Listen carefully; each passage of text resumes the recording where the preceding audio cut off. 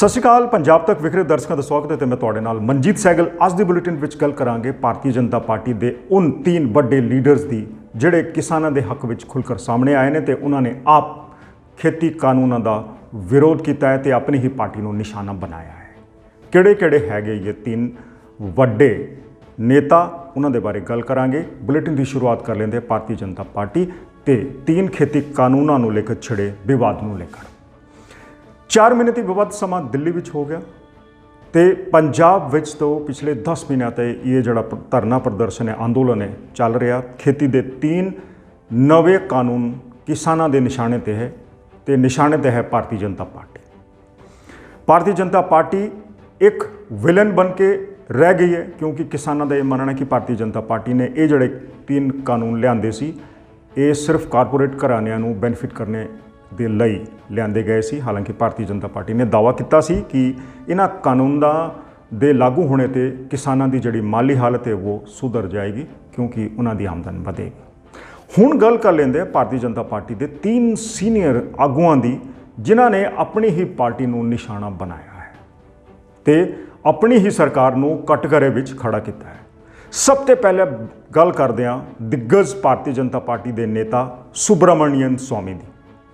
सुब्रमण्यम स्वामी ने अपनी सरकार की आलोचना करते हुए कहा है कि भारतीय जनता पार्टी ते भारतीय जनता पार्टी की सरकार किसानां दी गल न मन के एक तरफा जिहड़ा साहस है, एक तरफा जिहड़ा बल है उस नो दिखाउण विच लगी हुई है।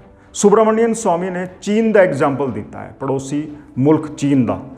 सुब्रमण्यम स्वामी कह रहे हैं कि एक तरफ तो भारत की सरकार चीन के आगे नतमस्तक होकर उसदियां गलतियां ते पर्दा पाउण विच लगी हुई है तो सैटलमेंट करने विच लगी हुई है तो दूजे पासे अपने ही बंदे, अपने ही किसान, अपने ही नागरिक उन्हां दी गल्लां नहीं मानियां जा रही। की कारण है कि तुसी चीन दे वल तो सिर झुका देंदे हो तो गल आउंदी है किसानां दी ते तुसी सिर उच्चा कर देंदे हो तो उन्होंने ही अपनी पावर दिखा रहे हो। वो तो शांति प्रिय तरीके नाल प्रदर्शन कर रहे हैं। मंग उन्हां दी किहड़ी है, जायज़ है या नहीं जायज़ है, तुसी उन्होंने मौका तो दो, तुसी किसानां दी गल तो सुनो।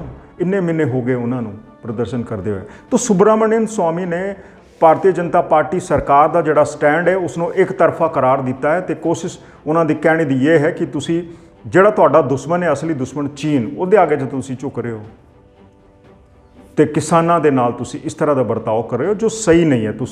तुहानूं किसानां दी गल जरूर सुननी चाहिए है।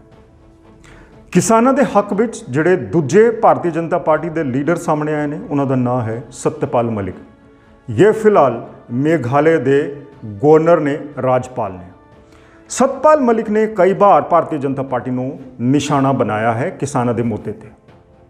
उन्होंने खासकर जिहड़े 350 किसानों की शहीदी दिल्ली में हुई है उसके इशू को सामने रखते हुए सरकार की जिहड़ा क्रिटिसिज्म है, आलोचना की है कि जे जानवर भी मन जाए तो उसका भी शोक संदेश आता है तो तुसी 350 किसानों की मौत के बाद भी कोई दुख प्रकट नहीं किया। की कारण है कि किसान इंसान नहीं? तुसी क्यों किसानों को इग्नोर कर रहे हो, क्यों उन्होंने गल नहीं मान रहे हो, क्यों उन्होंने जिहड़ी डिमांड्स है उन्होंने नहीं मान रहे हो। तो सतपाल मलिक दूजे भारतीय जनता पार्टी के वड्डे लीडर ने जिन्होंने अपनी ही सरकार को निशाना बनाया तो किसानों की गल सामने रखी है।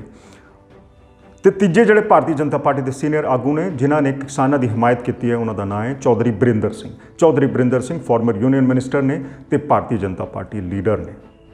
चौधरी बरिंदर सिंह ने 40 साल पहला अमरीका के उस किसान प्रदर्शन का हवाला दिता है जब 1500 ट्रैक्टर ही सिर्फ सड़कों पर आए सी ते अमरीकी सरकार को कानून बदलने पे सी। ऐदकी हज़ारां ट्रैक्टर दिल्ली पहुँच के उन्होंने मार्च भी कर दिता लेकिन सरकार के कानों पर जूं नहीं रहेंगी। की कारण है? चौधरी बरिंदर सिंह ने यह कहा है कि तुसी 3 कानूनों को किसान जथेबंदियों को दे दो, उन्होंने कहण दो, उन्होंने बोलन दो कि तुसी इन्हां कानूनों का की करना चाहते हो, किहड़े दा शोध तुसी करना चाहते हो, इन्हां कानूनों विच की गलत है, तुसी ये कानून ही उन्होंने दे दो ताकि फैसला ही उन्होंने होए क्योंकि कानून ही उन्होंने लिए बनाए गए हैं। तो चौधरी बरिंदर सिंह है तीजे नेता जिन्होंने खुल के किसानों की हिमायत की है तो उन्होंने जिहड़ी मंग है उसनूं जायज़ दस्सिया। असीं गल कीती 3 नेतावां की लीडरशिप की जिहड़ी अपनी ही पार्टी दे खिलाफ है ਉਹਨਾਂ ਨੇ ਆਪਣੀ ਹੀ ਪਾਰਟੀ ਨੂੰ ਕਟਘਰੇ ਵਿੱਚ ਖੜਾ ਕੀਤਾ ਹੈ। ਸੁਬਰਾਮਣੀਅਨ ਸਵਾਮੀ ਦੀ ਆਪਾਂ ਗੱਲ ਕੀਤੀ, ਸਤਪਾਲ ਮਲਿਕ ਦੀ ਆਪਾਂ ਗੱਲ ਕੀਤੀ, ਚੌਧਰੀ ਬਰਿੰਦਰ ਸਿੰਘ ਦੀ ਅਸੀਂ ਗੱਲ ਕੀਤੀ। ਇਹ ਤਿੰਨੋਂ ਵੱਡੇ ਦਿੱਗਜ ਨੇਤਾ ਨੇ, ਸੀਨੀਅਰ ਲੀਡਰਸ ਨੇ ਤੇ ਉਹਨਾਂ ਦੀ ਵੱਡੀ ਫੈਨ ਫੋਲੋਇੰਗ ਵੀ ਹੈਗੀ ਤੇ ਇਹਨਾਂ ਦਾ ਵੱਡਾ ਰੁਤਬਾ ਹੈਗਾ ਤੇ ਪਾਸਟ ਲਾਈਫ ਵਿੱਚ ਸੀ ਇਹ ਬੜੇ ਇਨਫਲੂਐਂਸ਼ੀਅਲ ਲੀਡਰਸ਼ਿਪ ਇਹਨਾਂ ਦੀ ਰਹੀ ਹੈ ਤੇ ਇਹਨਾਂ ਨੇ ਆਪਣੀ ਸਰਕਾਰ ਨੂੰ ਕਟਘਰੇ ਵਿੱਚ ਖੜਾ ਕੀਤਾ ਤੇ ਇਸ ਦਾ ਮਤਲਬ ਇਹ ਕਿ ਭਾਰਤੀ ਜਨਤਾ ਪਾਰਟੀ ਦੇ ਆਪਣੇ ਹੀ ਲੀਡਰਸ ਵੀ ਹੁਣ ਉਸ ਦੇ ਫੈਸਲਿਆਂ ਨੂੰ ਚੈਲੰਜ ਕਰ ਰਹੇ ਨੇ। ਕਿਸਾਨ ਇੱਕੋ ਹੀ ਮੰਗ ਕਰ ਰਹੇ ਨੇ ਕਿ ਸਭ ਤੋਂ ਪਹਿਲਾਂ ਤਾਂ ਪ੍ਰੂਵ ਕਰੋ ਕਿ ਇਹ ਜਿਹੜੇ ਕਾਨੂੰਨ ਨੇ ਕਿਸਾਨਾਂ ਦੇ ਵੈਲਫੇਅਰ ਨਹੀਂ। ਕਿਸ ਤਰ੍ਹਾਂ ਨਹੀਂ ਹੈ ਵੈਲਫੇਅਰ, ਇਹ ਕਈ ਵਾਰ ਕਿਸਾਨ ਆਗੂ ਤੇ ਕੁਝ ਐਕਸਪਰਟਸ ਸਾਬਿਤ ਕਰ ਚੁੱਕੇ ਨੇ ਕਿ ਕਿਸਾਨਾਂ ਦੇ ਲਈ ਜਿਹੜੇ ਕਾਨੂੰਨ ਬਣਾਉਣੇ ਦਾ ਦਾਅਵਾ ਕੀਤਾ ਗਿਆ ਉਹ ਦਰਅਸਲ ਕਿਸਾਨਾਂ ਦੇ ਹੱਕ ਦੇ ਲੈਣ ਲਈ ਬਲਕਿ ਕਾਰਪੋਰੇਟ ਘਰਾਣਿਆਂ ਨੂੰ ਬੈਨੀਫਿਟ ਕਰਨੇ ਦੇ ਲਈ ਬਣਾਏ ਗਏ ਨੇ। ਇਹ ਕਿਸਾਨ ਜਥੇਬੰਦੀਆਂ ਦਾ ਆਰੋਪ ਹੈ। ਐਸੀ ਅੱਜ ਦਾ ਬੁਲੇਟਿਨ ਅੱਜ ਦੀ ਡਿਸਕਸ਼ਨ ਕਿਹੜੀ ਜਿਹੀ ਲੱਗੀ ਤੁਹਾਨੂੰ ਸਾਨੂੰ ਜ਼ਰੂਰ ਦੱਸਿਓ। ਤੁਸੀਂ ਦੇਖਦੇ ਰਹੋ ਸਾਡੇ ਬੁਲੇਟਿਨ ਤੇ ਤੁਹਾਡੀ ਸੁਜੈਸ਼ਨਸ ਦਾ ਹਮੇਸ਼ਾ ਦੀ ਤਰ੍ਹਾਂ ਸਾਨੂੰ ਇੰਤਜ਼ਾਰ ਰਹੇਗਾ। ਸਤਿ ਸ਼੍ਰੀ ਅਕਾਲ।